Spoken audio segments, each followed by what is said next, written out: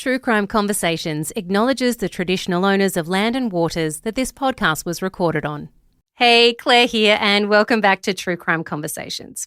This week, we're revisiting the heartbreaking case of Karlie Pearce-Stevenson and her 2-year-old daughter, Khandalyce. When Khandalyce was reported missing, police couldn't understand why her mother hadn't come forward. But what they didn't know at the time was that Karlie's body had actually already been found years earlier in Belanglo State Forest. Author and journalist Ava Benny Morrison joins Jessie to walk us through how investigators finally connected the two and solved one of Australia's most haunting crimes, now known as the Lost Girls case. This is the last episode from our archives. For now, if you've been enjoying these re-releases and want to hear more, just let us know. A quick warning, this episode contains discussions of sexual assault, child abuse, and the recounting of traumatic events. Listener discretion is advised.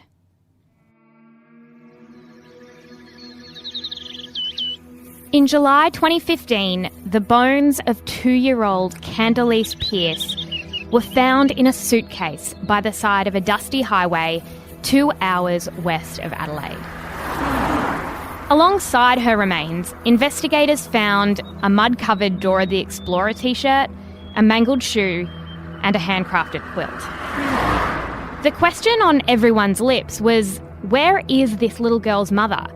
And how will she react when she hears that her daughter was murdered? But Karlie Pearce-Stevenson wouldn't ever know the truth, because her body had been found 5 years earlier in Belanglo State Forest. So how did a little girl and her mother end up dead 5 years apart? I'm Jessie Stevens. In this episode of True Crime Conversations, I'm speaking with author and journalist Ava Benny Morrison about the case of the Lost Girls, Karlie Pearce-Stevenson and her daughter Khandalyce. So I want to start with an August morning in 2010 when a bunch of sort of dirt bike riders visited Belanglo State Forest. Can you tell me what happened? So this was a winter morning in August 2010. There was a group of guys from Sydney that had driven down to the Belanglo State Forest to go dirt bike riding. It's quite popular with dirt bike riding, but most people know it for its association with Ava Benny, the serial killer who murdered backpackers in the forest. And they spent the morning riding through all the fire trails, and one of them ended up coming across a woman's skeleton that was lying next to a log. And at first, he only came across it because he took a wrong turn and he ended up finding a leg bone. But he wasn't quite sure whether it was human or animal, and I think he chose to believe initially that it belonged to a kangaroo. So they've left it and they've gone back to where their cars were, had some lunch, and it was playing on his mind.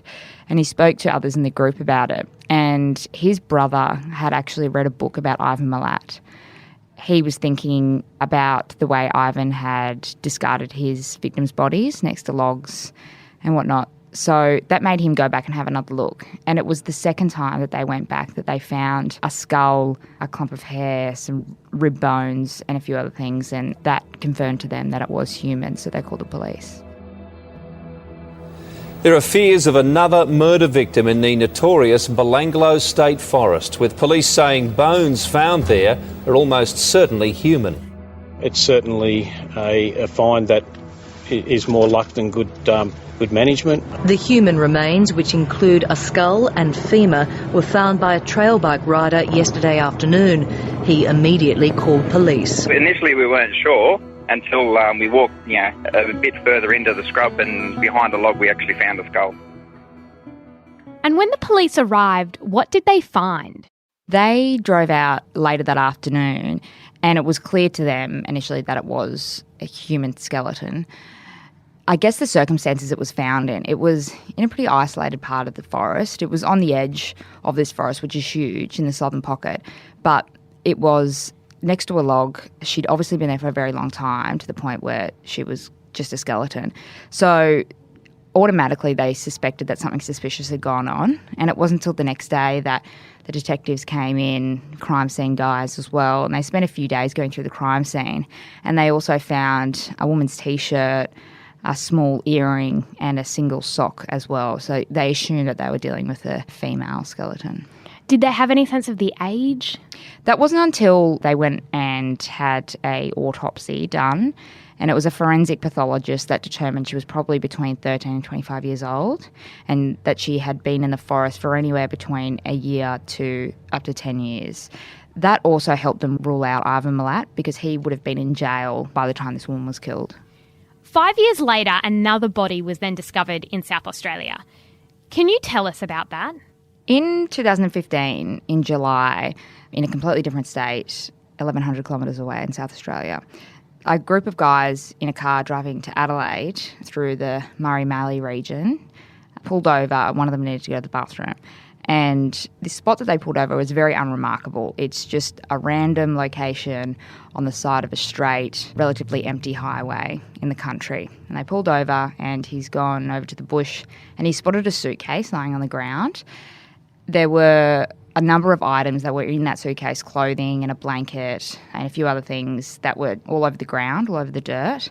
And he's gone over to have a closer look, given the suitcase a bit of a shake, and realised that there was a small jawbone amongst all the clothing as well. So that freaked him out, as you could imagine. He's jumped back in the car, and then when he's got to Adelaide the next day, he's called the police. These cases were treated completely separately, but they were immediately similar in that police couldn't figure out who they were for years. Haunting images have been released by major crime detectives investigating the violent murder of a child whose remains were found dumped in a suitcase in the Murray-Mallee. Police releasing pictures of the bag and girls' clothes in the hope it'll trigger someone's memory. And what were the other objects that were in that suitcase?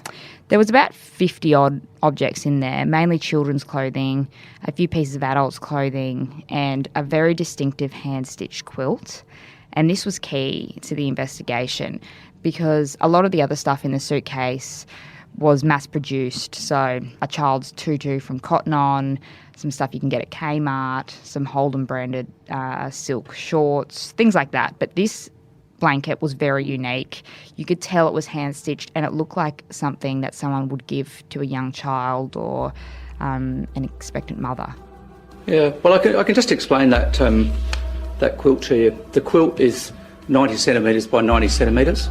It's surrounded with a pattern all the way around of the black background with the bright coloured musical notes.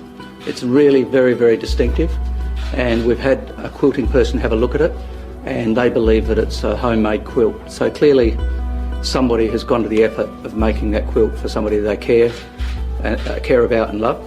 It's extremely distinctive, and it's impossible to believe that somebody doesn't know who had that quilt. What kind of person was Karlie? What do we know about who she was? So Karlie grew up in Alice Springs. Her mum was Colleen Povey. Karlie grew up with a huge supportive network of friends and family. She had a lot of cousins, aunties. They all played netball together. She went to the local high school, loved to go fishing with her dad, camping. She went on trips with her stepdad, who was a truck driver, just crisscrossing around Australia with him. So she was a really happy, social, vivacious young girl. Growing up as a teenager, she was a bit rebellious, but what teenager isn't, to be honest? And she started to have a little bit of conflict with her parents over their rules, and, you know, she wanted to go out and was a bit disinterested in school. So they would have a few conflicts over that. But she left high school in grade 10. She started working at her auntie's snack bar in town, and she moved in with her grandmother, Connie, who was a bit of a matriarch in their family. She loved looking after her grandkids. Her door was open to anyone whenever they needed it. And it was when Karlie was living with her grandma that she ended up getting in a relationship with a local guy by the name of Robbie. Now, Robbie was working at a meat company in Alice Springs at the time, and he adored Karlie. He had first spotted her when he was working on the door at a bar in Alice Springs, and they just fell in love. They ended up moving into their own place, a unit, and Karlie, by that point, had Khandalyce. Khandalyce's dad wasn't involved in their life from what I've been told, but Karlie was fine with that. She was, independent. She loved kids, and she always spoke about the kind of life that she would provide for her own daughter when that time came. And that did come when she was 17, and she was quite young, but she had a huge supportive network of family around her that helped her raise Khandalyce as well. It wasn't until Karlie was 20 that she lost her way a little bit, and she started hanging out with some people that were new to town and picking up their bad habits, which was getting into drugs. So her and Robbie are living together. How old is she, like 20? She's 19, 20. And so then they sort of meet another couple. I think Robbie meets another couple, doesn't he? That's right. These are these friends that Karlie starts hanging out with. It's a man by the name of Daniel Holden, and his girlfriend at the time, Hazel Passmore, and her 3 kids had moved to Alice Springs. They lived quite a transient lifestyle and had been staying at different places along the East Coast in the prior 12 months, but finally settled in Alice Springs in about late 2007, early 2008. Robbie had met Daniel through work. Daniel approached him one day, and they all started hanging out together. Karlie and Hazel both had daughters that were at the same age, so they'd play together while the parents just hung around and chewed the fat at Daniel's house. But Daniel at the time was doing drug runs between Adelaide and Alice Springs, and he was selling drugs around Alice Springs as well. And it wasn't before long that Karlie started to be influenced by him, from what I'm told. It was only over a short period, say in mid-2008, that she moved from, say, just using cannabis and then started using harder drugs like ice, and that was eventually her downfall. What kind of man was Daniel? What do we know about his upbringing? And in contrast to Karlie's upbringing and the sort of love and support that she had from her family, Daniel had a really troubled upbringing. He was abused as a child. He bounced around foster homes. He had a lot of resentment for his immediate family. And, you know, going through his old welfare records and different interviews with his mother and his father as well, you got the sense that there was a period there when no one really wanted to look after him. No one wanted the responsibility. He went from staying with his mum to staying with his biological father. His biological father had to go work and then sadly died in a car accident. And then Daniel went to his grandparents, but his behaviour was out of control, so they didn't want him either. And then his mum didn't want to take him back, so he ended up bouncing between boys' homes. And it was that unstable upbringing that really shaped him later in life. He started using alcohol and drugs in his mid-teens and started racking up a pretty substantial criminal record from when he was quite young. He spent most of his life growing up in Orange in country New South Wales. He met a woman that he got married to and ended up having 2 children with, but he doesn't have anything to do with those children anymore, as I understand it. And then he sort of moved from regional town to regional town, picking up odd jobs, trying to kick a drug addiction. There were moments in his life where he looked like he could succeed and there was hope for him, but that was always short-lived. He'd always somehow fall back into drugs, even if it was he was living in a new town with new friends and new people. He'd somehow find the bad apples in town and just fall back into the same cycle. And it wasn't until he moved to Queensland in about 2005, 2006, and he met Hazel Passmore, who became one of the constants in his life, but also shaped him for the next few years. let's go forward to 2008, because that's sort of the one night that changed everything. So this was in September 2008. Daniel told his mates that he and Hazel and the kids were going down to Adelaide for a weekend for one of the kids' birthdays, and they jumped in a four-wheel drive and they were driving down there. It's a pretty long drive in the middle of the outback, and at night, especially when you're driving around those areas, you really need to be careful of kangaroos. They're all over the road and they completely ride off your car if you hit them. It was about 11 p.m. just before, and he claims that he swerved the car to avoid hitting a kangaroo, and the car rolled a few times. He climbed out of the wreckage and he was relatively uninjured, but two of Hazel's kids died, and he gives a pretty graphic and horrific recollection of finding their bodies. and his girlfriend as well, Hazel, was left with horrific injuries. She was in a coma for 2.5 weeks, had to have one of her legs amputated, countless operations as well. Hazel was taken to Alice Springs Hospital. And that night, Daniel texted Robbie and said, "Nate, I need you to come to the hospital. I've been in a really bad car accident. Come and help me out." Robbie rushes down there the next morning and finds Daniel, and he's completely hysterical and talking about he's responsible essentially for killing his girlfriend's 2 kids and leaving his girlfriend at the time unsure of whether she would survive or not.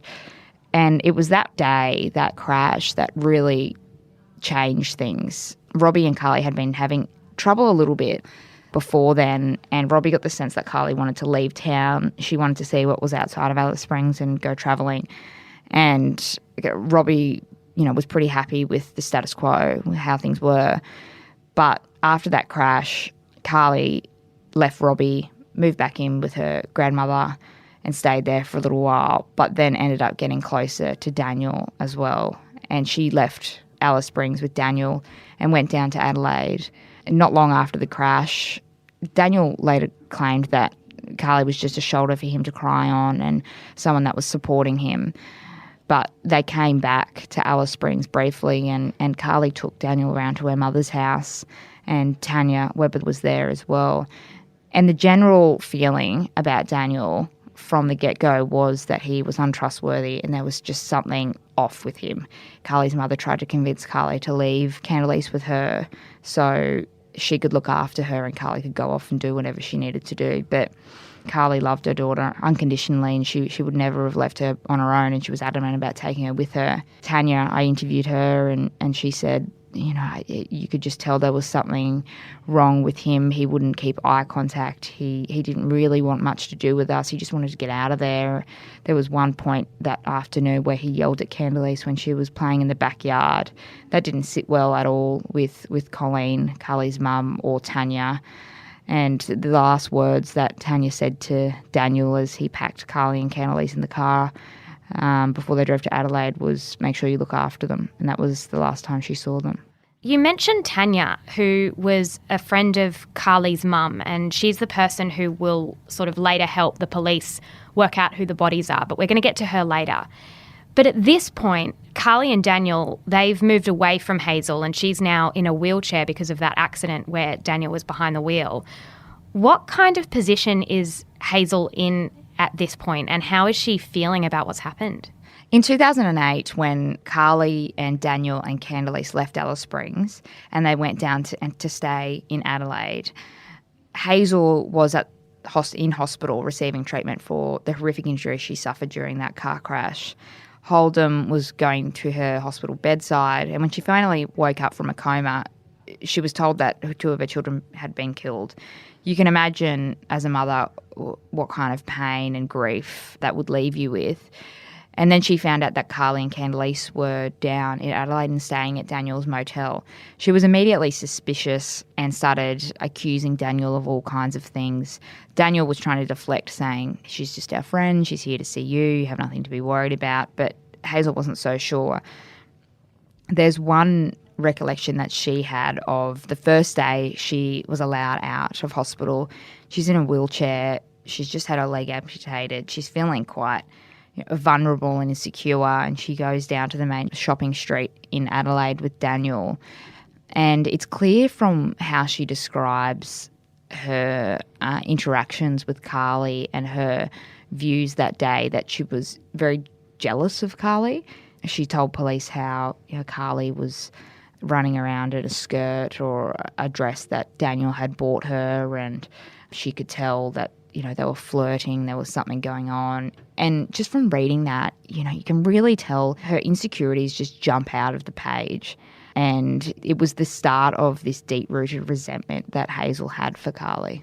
And so Daniel and Karlie went to the motel, and then they sort of leave town and they go and stay with friends, is it? Do they go and stay with Daniel's sort of friends? So in November 2008, Hazel buries her 2 children that died in the car accident, and they have this really emotional, traumatic funeral. And either that afternoon or the next day, Daniel leaves Adelaide And Hazel tells the police that he left her a wad of cash under her pillow and sent her a text message saying, "Sorry, gotta go.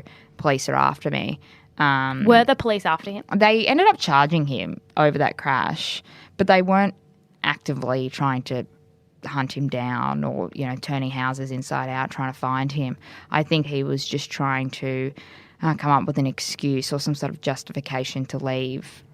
And he did leave. Karlie, Daniel and Khandalyce drove to the ACT to Canberra in the northern suburbs there and ended up staying with one of Daniel's relatives, his cousin, and they settled there for about 2 weeks. Police say they're no closer to establishing the identity of a woman whose remains were found in the Belanglo State Forest last year. In a first for New South Wales, police have released a facial approximation image of the woman in the hope that someone will recognise her. Police say her death isn't directly linked to convicted serial killer Ivan Milat, but they have described the case as unusual. So what does Daniel do from there? In late 2008, after he leaves that house, he travels back to Adelaide and ends up getting back in a relationship with Hazel. Unbeknown to Hazel at the time, he has done something horrible to Karlie and Khandalyce, but she's just happy to have him back in her house and standing by her again. You got to remember, she has just been through this incredible trauma. She's physically disabled for the rest of her life, and her boyfriend has run off with someone else. She's feeling particularly vulnerable and upset and just wanted a sense of normalcy again. So she takes him back in. And it's not until the following 2 or 3 years that she starts to learn what really happened before he got back with her. He had quite a bizarre sexual relationship with Hazel. Can you talk us through some of the details there that would later come out about sort of their proclivities when it came to their sexual relationship? Hazel and Daniel, they had this quite strong hold over one another, and I think that's why they kept getting back together over the years and they were together for so long. And that's because they engaged in these sexual fantasies that most people wouldn't understand and most people would find quite disturbing. What we've learned is that Daniel would get Hazel to write out these fantasies that sometimes involved the abuse of children, sometimes touched on someone's own actual abuse as a child, and he would get off on that. And she just told police about finding pornographic images on his computer of young girls as well. They were either pubescent or in their 20s. Detectives have revealed the remains found in a suitcase on the side of the road near Wanaka almost certainly belonged to a little girl who may have been killed up to 8 years ago. More than a week after the child's skeleton was found, police are edging closer to identifying the victim. And so eventually when that relationship falls apart, Daniel finds himself in a sort of relationship with like a 16-year-old girl, doesn't he? Hazel and Daniel finally break up in about 2012. Daniel goes back to live with his cousin at her place in Canberra, and he ends up getting in a relationship with this really young girl. She was about 16, 17 at the time, and she lived up the road. And from what people have told me, neighbours, old friends of theirs, even Daniel's family themselves, it was really toxic. It was quite a volatile relationship. Daniel was using drugs really heavily at the time. They would scream at each other and then they'd get back together. But they ended up going and staying up on the central coast of New South Wales. They were staying at a caravan park there. Daniel's girlfriend at the time, the young girl, Tony, she went back to the ACT to go see her family and left Holden in this caravan park. And it was only after about 2 or 3 days that she left that he ended up sexually assaulting a young girl that was staying at a caravan nearby. Do we know how old that girl was? She was 9 years old. Wow. So how long did it actually take for Daniel Holden to get convicted of this crime? He almost immediately, police have figured out what's happened. The victim went back to her mum's caravan and her mum's partner was there. And over the next 48 hours, the girl breaks down and tells her mum what happened. The mum's partner goes looking for Daniel, infuriated, and chases him out of the caravan park. Bizarrely, Daniel runs to the police station, 1 or 2 k's away, and tells them that someone's after him, and they're accusing him of touching up a young girl, but didn't do anything. Makes up this ridiculous story that it was some old guy with a beard. Of course, police didn't believe him. He was charged and then ended up pleading guilty to those offences. And that behaviour is indicative of the sexual interest that Daniel had, but there had only been sort of tiny little insights into that over the years. And this, to me, seemed like years and years of pent-up sexual interest in children, as disgusting as that is. And he acted on it. And he was using drugs at the time. He said he hadn't slept for 3 days because he'd been using ice. But, looking back at his record, you can tell that this behaviour wasn't... It was sort of a sign of the interest that he had. So these 2 dead bodies have shown up and Daniel Holden is in jail at the time. How do police manage to actually link these 2 cases together? It wasn't until October 2015. A woman named Tanya Webber, she was in the Northern Territory.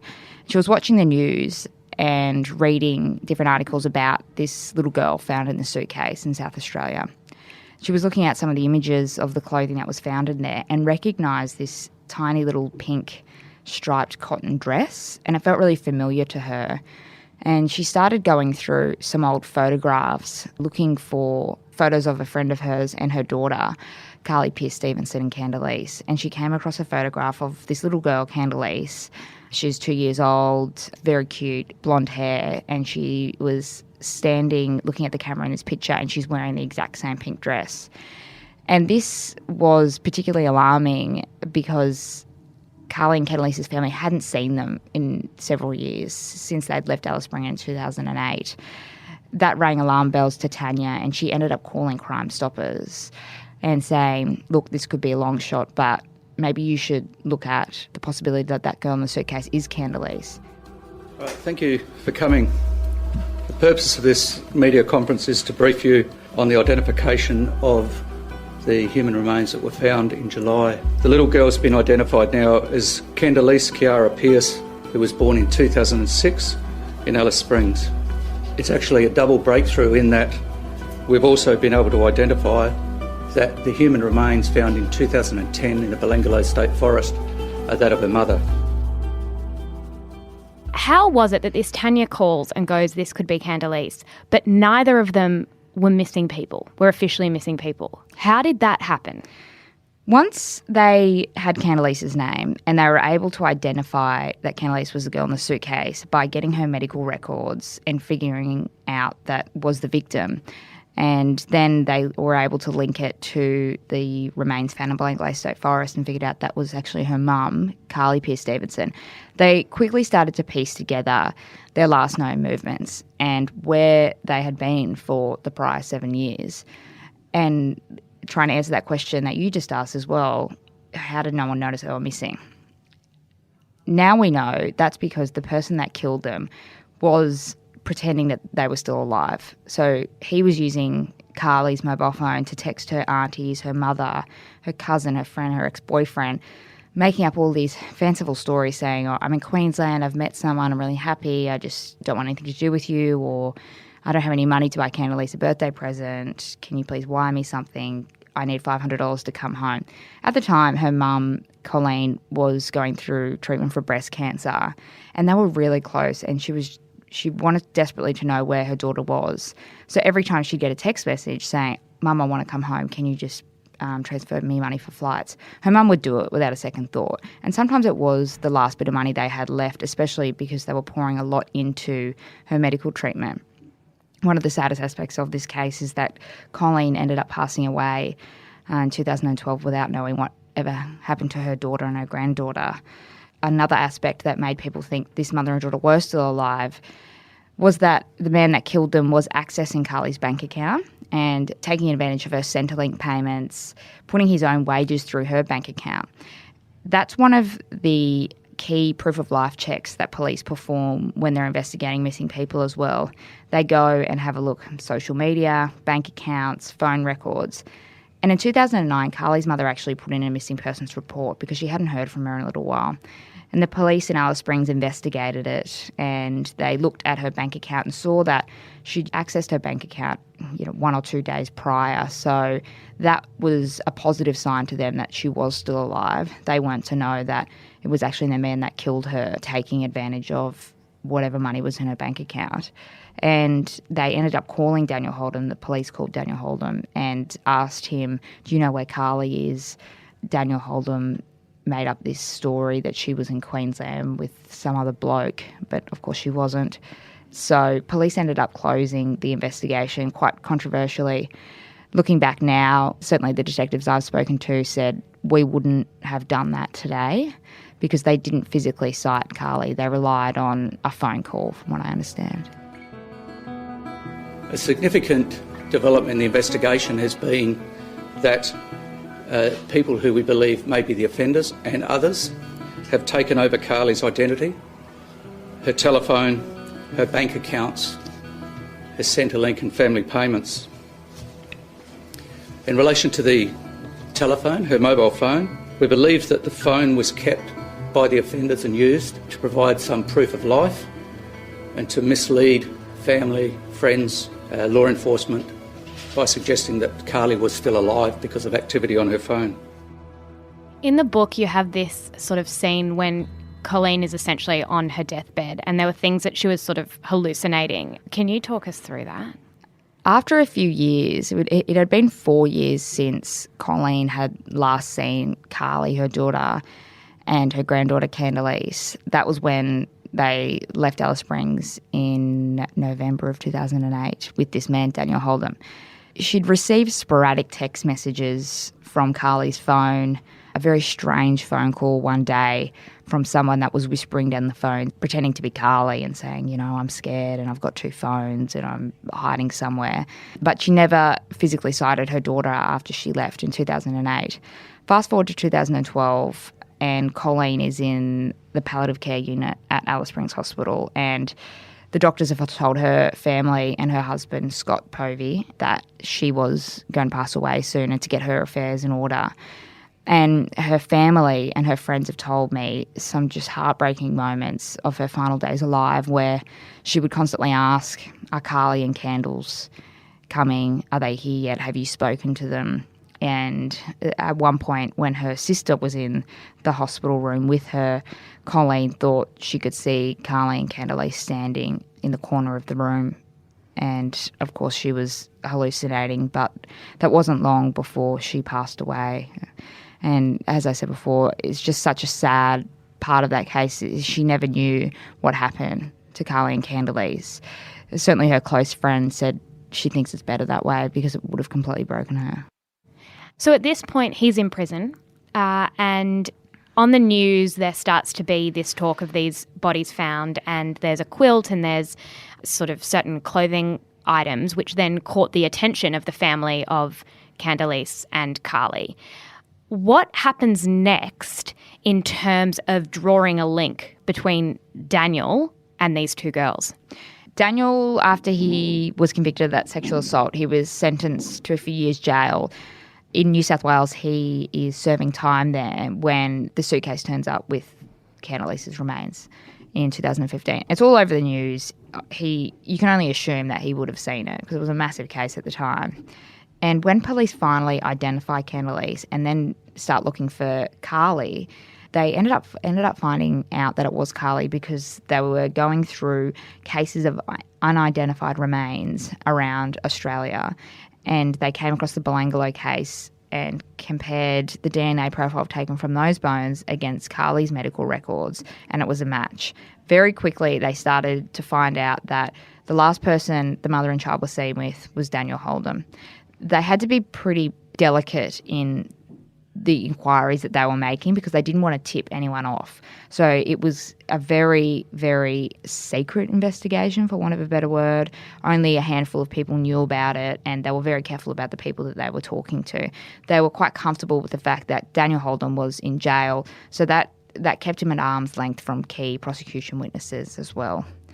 In October 2015, they coordinated this massive police operation where they were doing raids in the ACT, South Australia.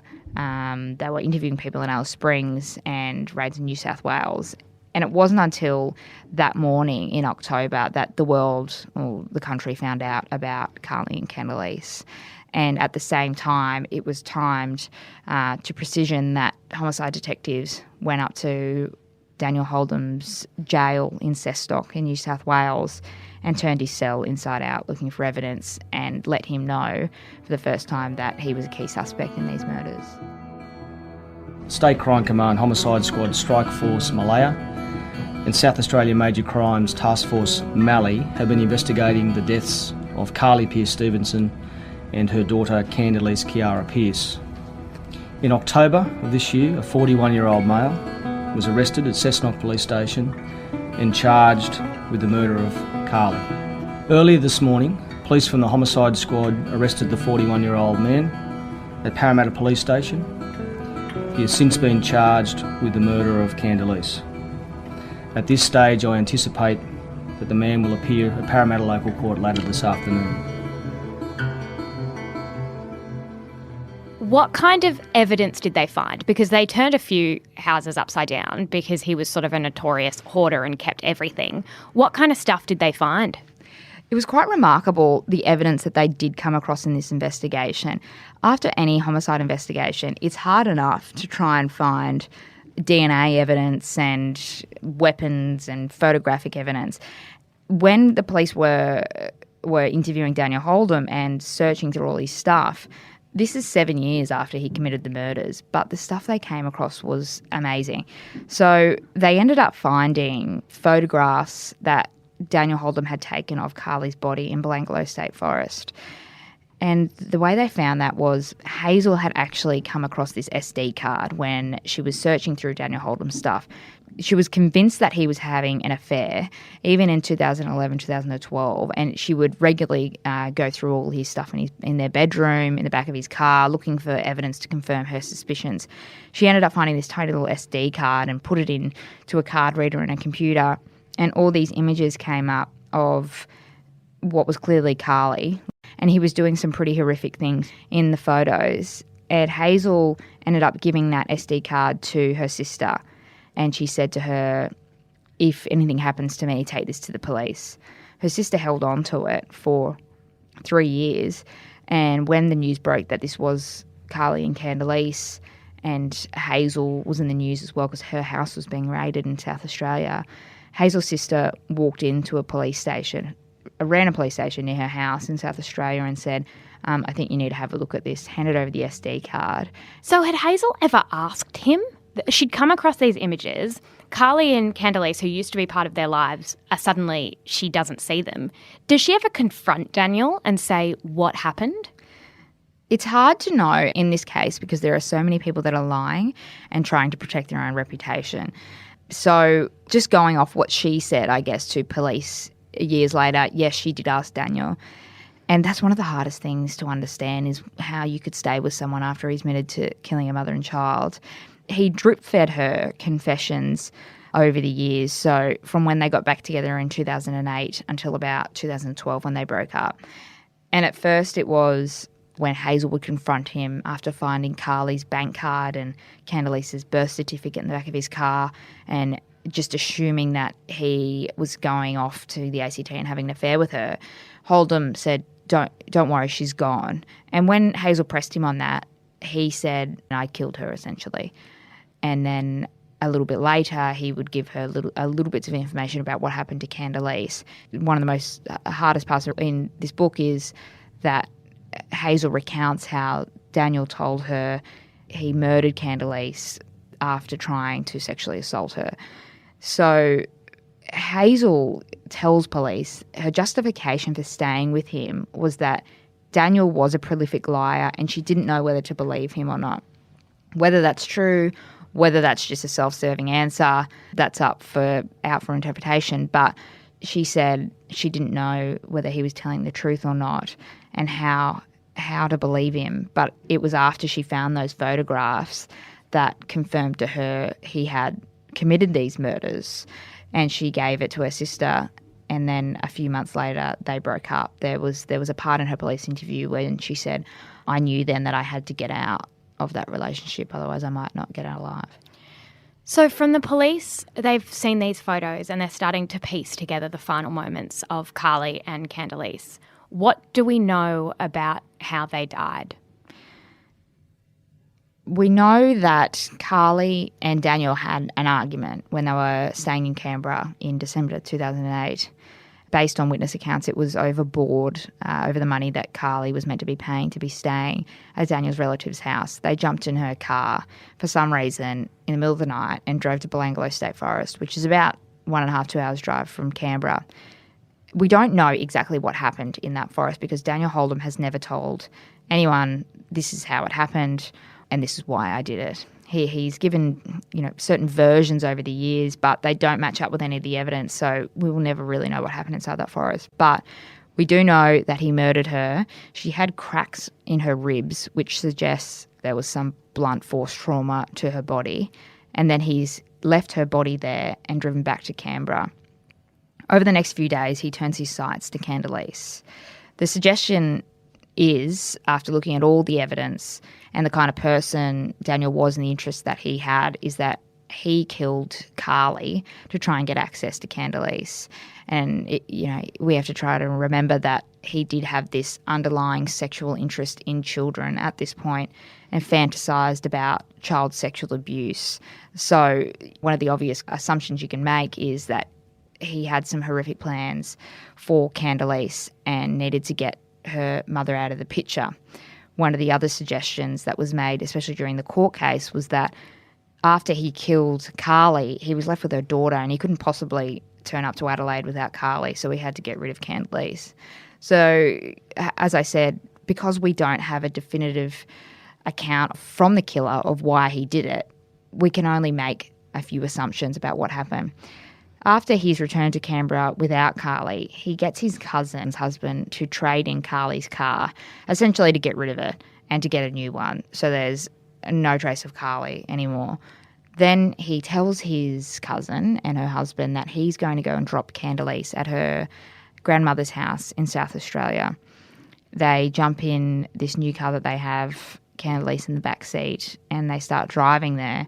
But he doesn't go straight to Adelaide. He makes a number of stops along the way. Years later, police were able to figure out the exact route that he went from tracking his phone records and his bank statements and credit card statements. And it's quite interesting when you look at it. They have a physical map of his stops along the way, how long he stopped at each town, the phone calls he was making as well. And they sent some detectives out and said, okay, go find out what he was doing. Even though it was years later, they were able to figure out that he went to Woolworths in Wagga Wagga and spent $25 or thereabouts. And they requested his receipt from the time, and this is several years later, and they ended up getting an itemised receipt. And these items on their own look harmless enough, but in this context, they're particularly chilling. He bought garbage bags, Chuck's wipes, hand soap, and then got back in the car with Khandalyce, drove on another hour to Narrandera, a tiny town outside of Wagga, and checked into a motel. And again, an amazing piece of evidence that they've been able to pick up years later was the handwritten check-in notice that Daniel Holden signed when he checked in with Khandalyce. And at this point in the investigation, police didn't know exactly where Khandalyce had died. They knew that she left Canberra alive and she turned up dead in South Australia. So they were trying to figure out where she was murdered, somewhere in between those two locations. And they needed to pin down the last place that she was seen alive. They go to this motel and they were searching through all the old records, looking for anything they can that will show Daniel checked in there, because they knew on his bank statements that he'd paid for a night. Couldn't find it, so they went and tracked down the old motel owner and said, look, we know it's ages ago, but is there any chance that you kept your old records? And she had nothing to do with the business anymore. But remarkably, a week later, she calls police and says, I think I have what you're looking for. They go out to her house and there's a small piece of paper with the motel name on the top of it, and Daniel Holden has written his name, his address, his phone number, and marked one adult and one child. And that was essentially the last sign of Khandalyce alive.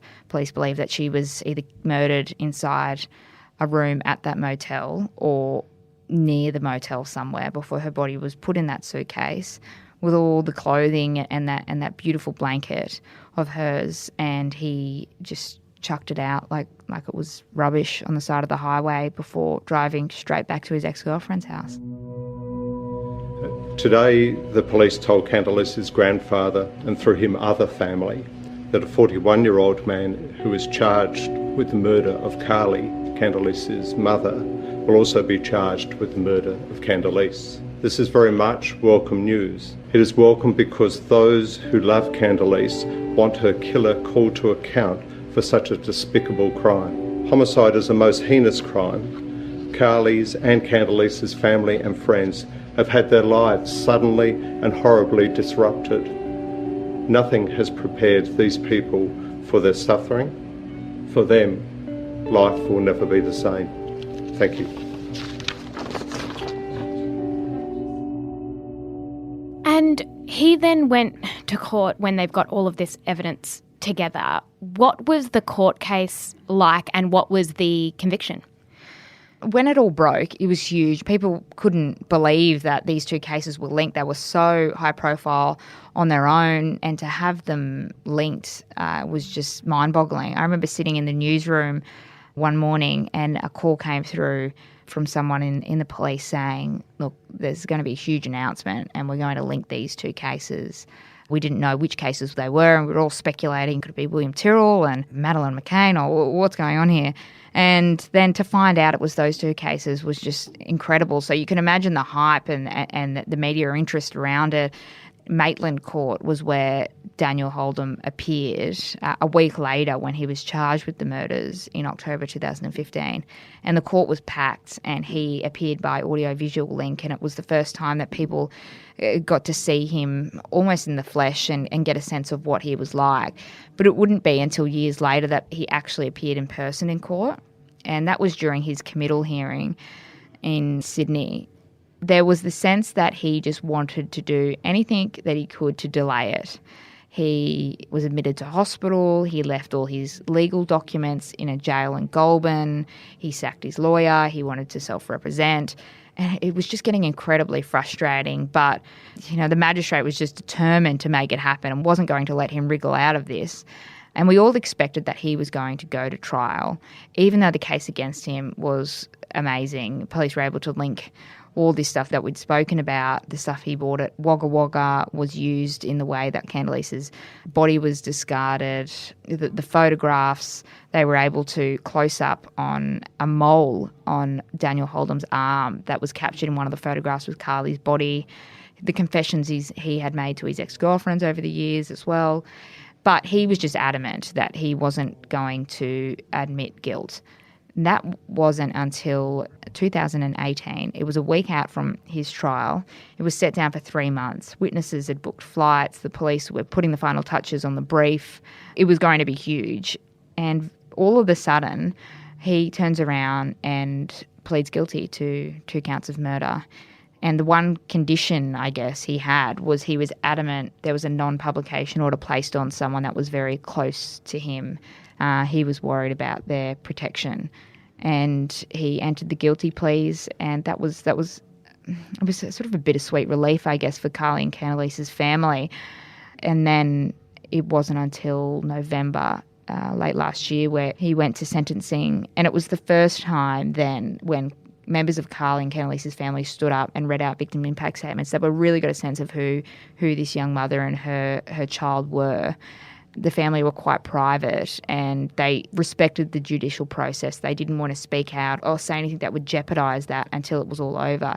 So to hear them stand up in court one after another and talk about the fond memories they had of the girls and how much they missed them was just heartbreaking.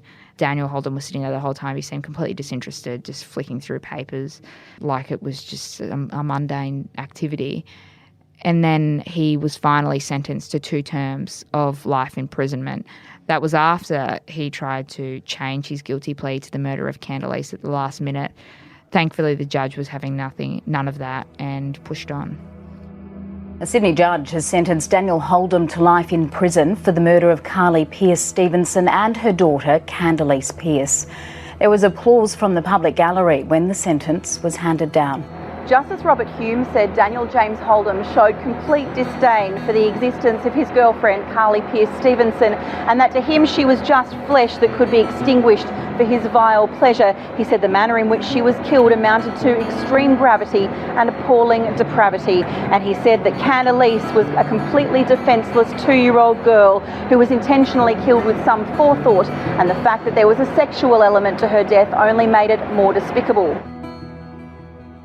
And the last thing I wanted to ask you is what it was about this case that you couldn't let go of. What was it that you found so particularly interesting and compelling about this that prompted you to write a book? When I was reporting on this case as a newspaper journalist in 2015, I remember being constantly frustrated that I couldn't fit everything into one newspaper article. I was always leaving something out. And with each press conference on this case, there was just new shocking information that was coming out. There was a sense that the case couldn't get any worse, but then it did. And I felt like it really lent itself to long-form journalism. It needed to be in a format where the whole entire story could be told. It seemed like there was just so much to it that wasn't being explored either. Something that struck me throughout this was we didn't know much about Karlie and Khandalyce. And that's only because their family respected their privacy. But I wanted to really be able to highlight the victims at the centre of this case and not focus so much on the person who did these horrible things to them. At the end of it, having finished the book, I think that's something that I'm most proud of, or I found most rewarding, was being able to give people a real sense of who Karlie and Khandalyce were and challenge some of those misconceptions people came up with because she was a young mother or because she had been involved in drugs just before her death. That didn't define her, and I think it was really important to tell people that the kind of people Karlie and Khandalyce were. Thank you so much for your time and for telling us that story. And the book is just so insightful, and it's exactly what you've done. There are 2 humans at the centre, and that's something that I think we need to be reminded of a lot when it comes to true crime. So thank you. Thanks for having me. Karlie Pearce-Stevenson and daughter Khandalyce finally reunited after being found murdered more than 1,000 kilometres apart. Early this morning, their bodies were carried to a hearse at an Alice Springs funeral home before being driven to the Desert Life Church for a private funeral. In attendance, family, close friends, a representative of SA Police and the Acting Commissioner for Victims' Rights. All of them were dressed in pink and blue, Karlie and Khandalyce's favourite colours. You can buy Ava Benny Morrison's book, The Lost Girls, in all good bookstores now or online via the link in our show notes. For maps, photos and more details about the case of Karlie and Khandalyce, check out the description in the notes of this episode or head to our website www.mamamia.com.au. True Crime Conversations is a Mamamia podcast. Our senior producer and editor is Elise Cooper. If you liked this episode, then be sure to leave a review on Apple Podcasts, Google Podcasts, or wherever you listen.